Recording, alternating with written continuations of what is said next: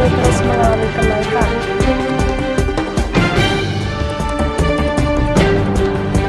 Polisi ungkap kasus prostitusi online di sebuah kamar kos di Kota Semarang.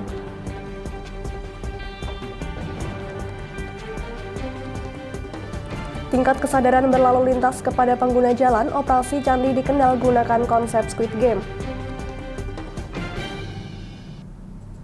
Selamat sore pemirsa, bersama saya Amanda Soraya, inilah Jateng hari ini. Kepolisian Kota Besar Semarang mengungkap praktik prostitusi online di sebuah tempat kos di Kota Semarang. Dari pengungkapan tersebut, polisi mengamankan seorang pria yang diduga berperan sebagai mucikari.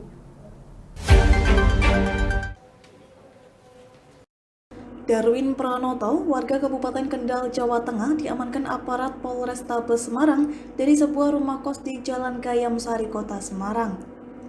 Pria 33 tahun ini diduga sebagai mucikari dengan mempekerjakan sejumlah wanita sebagai wanita penghibur yang ditawarkan secara online.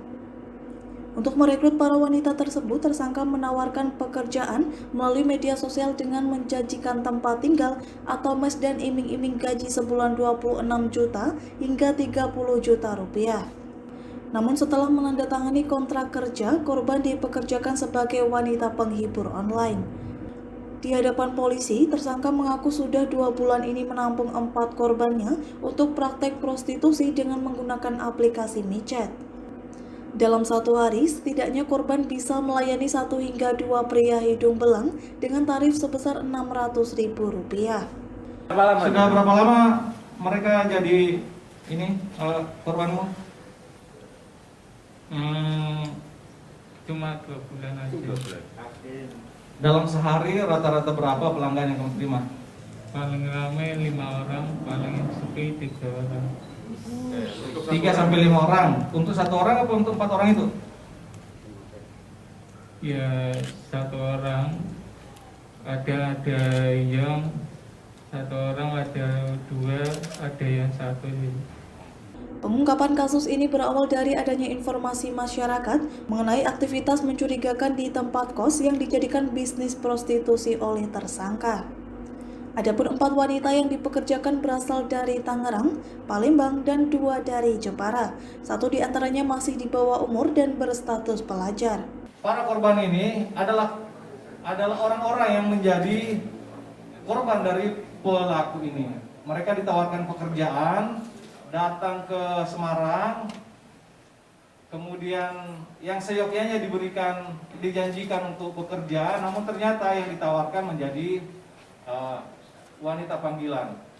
Atas perbuatannya, pelaku dijerat Undang-Undang Republik Indonesia Nomor 21 Tahun 2007 tentang pemberantasan tindak pidana perdagangan orang dengan ancaman pidana penjara paling singkat 3 tahun dan denda paling sedikit Rp120 juta atau pasal 296 KUHP dengan ancaman pidana penjara minimal 1 tahun 4 bulan penjara. Dari Semarang, Henufan, Lingkar TV melaporkan. Jelang akhir tahun, ratusan aparatur sipil negara yang bertugas di pemerintah daerah Kabupaten Batang, Jawa Tengah dirotasi dengan jabatan baru. 2 pejabat setingkat dengan eselon 2 dalam hal ini pejabat tinggi Pratama yakni Kepala Kesbangpol dan Kepala Dispermades. Seperti inilah ritual usai pengambilan sumpah jabatan yang dilakukan orang nomor 1 di pemerintahan Kabupaten Batang terhadap para aparatur sipil negara yang saat ini resmi menduduki jabatan baru di lingkungan Pemda setempat. Dalam pelantikan rotasi jabatan tersebut, terdapat 2 pejabat eselon 2 yang dirotasi, yakni Rusmanto yang menjabat sebagai Kepala Badan Kesatuan Bangsa dan Politik yang sebelumnya dijabat oleh Agung Wisnu Barata. Sebaliknya, Kepala Dinas Pemberdayaan Masyarakat Desa kini dijabat oleh Rusmanto. Sementara itu, Ulul Asmi yang semula menduduki eselon 3 sebagai Kepala Badan Pelaksana Penanggulangan Bencana Daerah, kini resmi naik promosi jabatan menjadi eselon 2 dengan jabatan yang sama yakni Kepala BPBD Batang. Kepala Puskesmas Blado 1 Ali Balki kini resmi menjabat Direktur Rumah Sakit Umum Daerah Kalisari Batang dan Direktur RSUD Limpung masih sama dijabat Ani Rusdiani. Pada kesempatan yang sama, Bupati Batang juga melantik 125 pejabat lain dengan kategori pejabat pengawas 108 orang dan 17 orang pejabat administratif. Hasil evaluasi biasa. Setiap ini kan kita berhak untuk memberikan evaluasi. Hasil evaluasi oke kita tempatkan yang menurut Bapak Zakat itu yang pas. Saya kira itu biasa saja karena para ASN itu ditempatkan di mana saja siap. Diharapkan adanya penyegaran jabatan tersebut bisa memacu kinerja yang baik, disiplin, kompetitif, sehingga menghasilkan apa yang dicita-citakan dalam melayani masyarakat. Dari Batang, Ahmad Rivaldi Krisna, Lingkar TV, melaporkan. Banyak cara dilakukan dalam mengajak warga untuk peduli dengan protokol kesehatan dan keselamatan berlalu lintas, seperti yang dilakukan oleh Satlantas Polres Kendal, Jawa Tengah, yang menggelar Operasi Zebra Candi 2021 dengan cara yang berbeda dan unik, yaitu dengan cara memunculkan karakter Squid Game.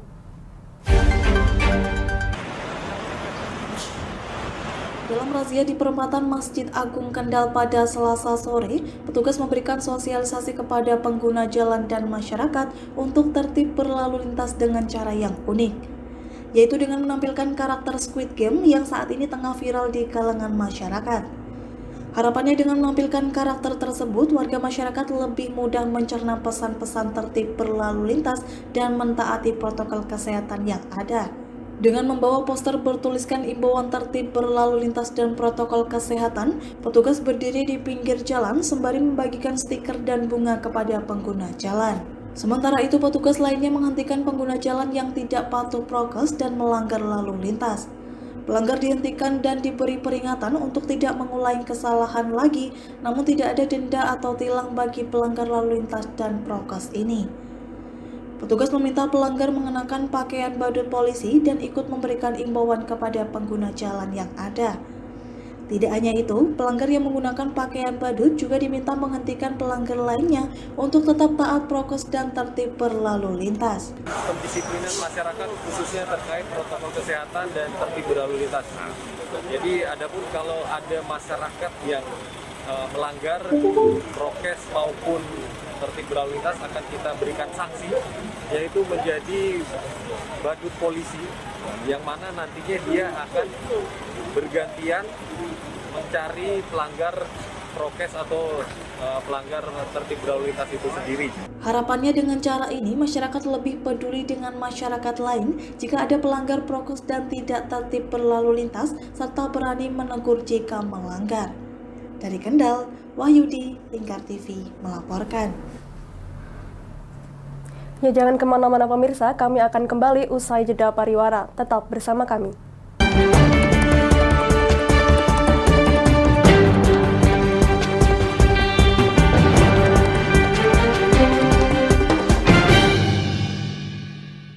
Sudah lama kita belajar dari rumah, tidak bertemu teman-teman semua.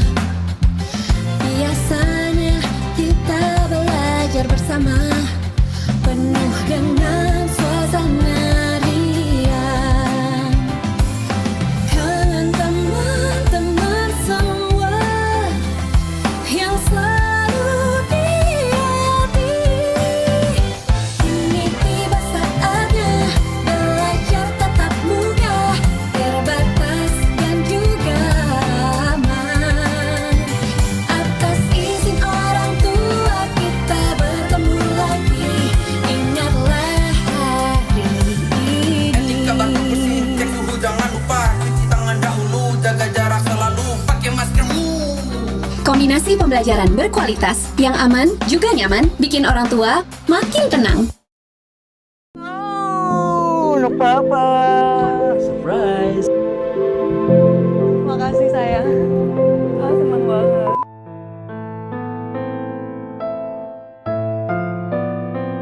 Kadang hidup tak seindah dalam film. Selamatkan perempuan, anak, dan orang terdekat Anda. Iklan layanan masyarakat ini dipersembahkan oleh Kementerian Pemberdayaan Perempuan dan Perlindungan Anak. Ini daging sapiku. Ini dagingku. Ini daging sapiku. Ya, daging sapinya habis. Lihat. Ini buah apa tuh? Wah, Memang daging cuma dari sapi saja. Ada ayam petelur, ada ayam potong petok. Telur ayam mengandung omega 3 penting untuk protein otak. Ada kelinci, kambing, bebek, burung, dan jenis unggas lainnya. Juga memiliki gizi protein bermanfaat untuk pertumbuhan. Bahkan susu kambing punya segudang khasiat protein kekebalan tubuh. Nah, mulai sekarang peliharalah ternak. Ragam protein bikin otak cerdas. Ternak dirawat, hasilnya bermanfaat. Proteinnya kaya, masaknya bikin mesra. Cie. Ayo santap masakan kaya protein. Ayo konsumsi ragam protein secara rutin dan lestarikan ternak lokal.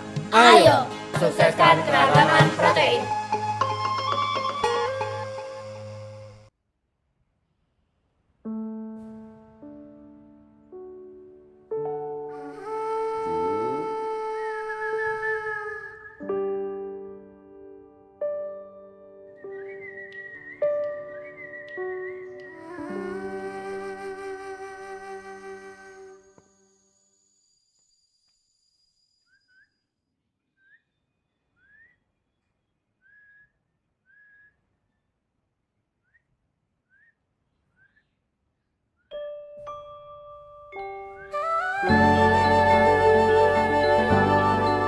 Di sana, Nenek sudah vaksin.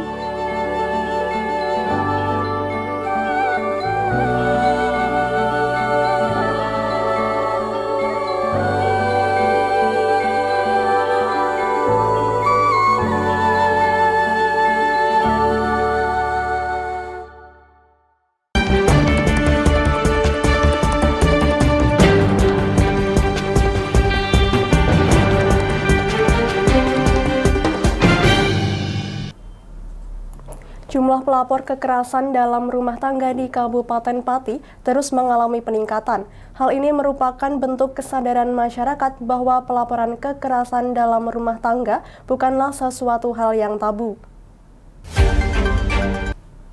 Kepala Bidang Pemberdayaan Perempuan dan Perlindungan Anak Dinas Sosial Kabupaten Pati, Etik Tri Hartanti mengungkapkan bahwa kesadaran masyarakat untuk melaporkan kekerasan dalam rumah tangga cukup baik. Dikatakan Etik, masyarakat saat ini sudah tidak lagi menganggap tabu untuk melaporkan kekerasan dalam rumah tangga. Menurutnya dulu masalah keluarga merupakan aib yang malu untuk dilaporkan. Peningkatan kesadaran masyarakat untuk melaporkan bila mana terjadi kekerasan dalam rumah tangga di Kabupaten Pati saat ini mengalami peningkatan.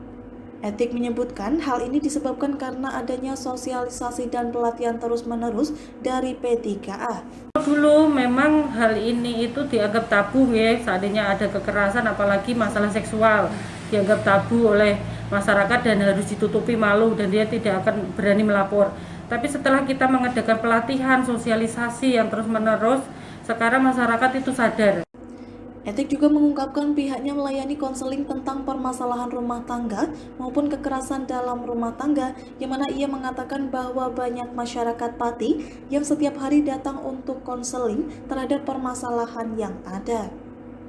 Masyarakat Kabupaten Pati menurut Etik saat ini sudah memiliki inisiatif untuk melaporkan bila mana menjumpai kekerasan dalam rumah tangga.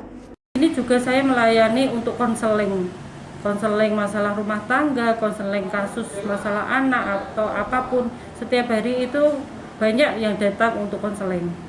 Dia sudah tidak akan tabu lagi dan tidak malu lagi sekarang masyarakat. Sudah setiap kali masyarakat itu melihat hal kekerasan seperti itu, dia sudah punya greget untuk melaporkan ke tim itu. Kalau seandainya dari Polres ada laporan, karena kita mempunyai link 1 PPT tingkat kabupaten, Polres itu wajib mengisi simfoni. Ada laporan seperti ini, nanti kita bersama-sama untuk penyelesaiannya, seperti itu. Dalam hal ini Etik mencatat terdapat lebih dari 100 kasus kekerasan yang sudah ditangani P3A selama kurun waktu tahun 2021. Laporan tersebut dikatakan Etik berbeda-beda sebab ada laporan dari Polres maupun dari pihaknya secara langsung. Dalam hal ini Etik berharap pada tahun 2022 mendatang tidak ada lagi kekerasan di Kabupaten Pati, baik itu kekerasan terhadap perempuan maupun kepada anak-anak. Dari Pati, Fajar Mukti, Lingkar TV melaporkan. Usaha keras dipadu dengan jiwa seni tentu akan menghasilkan suatu karya yang menakjubkan. Hal ini dibuktikan dengan karya batik ciprat ciptaan Suratno dari Persatuan Penyandang Disabilitas Indonesia Kabupaten Pati. Inilah hasil karya batik ciprat yang dibuat oleh Persatuan Penyandang Disabilitas Indonesia Kabupaten Pati. Bermodal serabut kelapa, kain, dan malam, Suratno bersama teman-teman disabilitas yang lain dapat menghasilkan corak batik yang unik. Penjualan batik ciprat ini saat ini tidak hanya di Kabupaten Pati saja, melainkan sudah keluar kota dan bahkan sudah terjual di luar Pulau Jawa. Namun pada saat pandemi, Suratno mengungkapkan omset penjualannya mengalami penurunan. Batik ciprat karyanya tersebut merupakan batik yang unik. Hal itu dikarenakan dibuatnya dengan sistem ciprat, artinya pembuatan batik ini tidak menggunakan canting sebagaimana biasanya, melainkan hanya menggunakan serabut kelapa. Suratno selaku Ketua Persatuan Penyandang Disabilitas Indonesia Kabupaten Pati mengungkapkan, penggunaan metode ciprat ini dikarenakan banyak penyandang disabilitas di Kabupaten Pati yang kesulitan jika menggunakan canting. Ya alhamdulillah teman-teman, kemarin walaupun pandemi ini 1-2 tetap berjalan terus Maya, cuma itu tidak semua ikut mengerjakan. Kemarin dapat pesanan 2 potong, kami kerjakan 3 orang. Kalau nanti ikut semua kan penghasilannya berkurang, dan kalau 3 orang masih cukup lah, masih cukup kalau dia untuk bensinnya, untuk pulang pergi sini masih dapat. Tapi kalau dikerjakan semua ya pembagiannya nanti agak sedikit ya. Dan itu juga saya konsultasikan dulu dan banyak yang menerima, tidak apa-apa. Sebelum pandemi ya seperti 8 itu Mas. Ya saya mau nambah belum berani karena pesanan-pesanan kan belum begitu banyak. Nanti naik terlalu banyak kan kasihan yang di sini, nanti penghasilannya dia kurang soalnya rumahnya jauh juga. Suratno menggunakan hasil penjualan dari batik ciprat ini digunakannya untuk kebutuhan hidup sehari-hari. Batik ciprat hasil karya penyandang disabilitas ini dihargai cukup terjangkau, berkisar antara Rp150.000 sampai dengan Rp175.000 saja. Kedepannya ia akan merangkul penyandang autis untuk diajarkan membuat sebuah karya batik melalui metode ciprat. Menurutnya penyandang autis dapat lebih mudah membuat batik dengan metode ciprat daripada membuat dengan metode tulis menggunakan canting. Batik ciprat sapa? Ciprat sapa? Iya, batik ciprat sabut kelapa, disingkat batik ciprat sapa. Ya kemarin mau tak patenkan belum bisa. Kalau batik belum bisa, susah Mas Ratna. Karena pemikiran saya kan gini, Karisdian Pati yang mulai batik ciprat kan teman-teman, takutnya nanti kalau sudah ini benar-benar meluas dikenal masyarakat banyak, diakui orang yang non disabilitas kan eman-eman, maksudnya seperti itu. Saat pandemi, ia dan teman-teman PPDI juga memproduksi karya lain seperti menjahit dan juga memproduksi kaset serta tas untuk menambah penghasilan agar tidak bergantung kepada batik ciprat. Dari Pati, Fajar Mukti, Lingkar TV melaporkan. Ya, berita tadi sekaligus menutup Jateng hari ini. Tetap patuhi protokol kesehatan dengan menerapkan 5M dan jangan lupa vaksinasi. Terus saksikan Jateng hari ini setiap pukul 17 waktu Indonesia Barat hanya di Lingkar TV. Akhirnya saya Amanda Soraya mewakili seluruh kerabat kerja yang bertugas pamit dari hadapan Anda. Terima kasih dan sampai jumpa.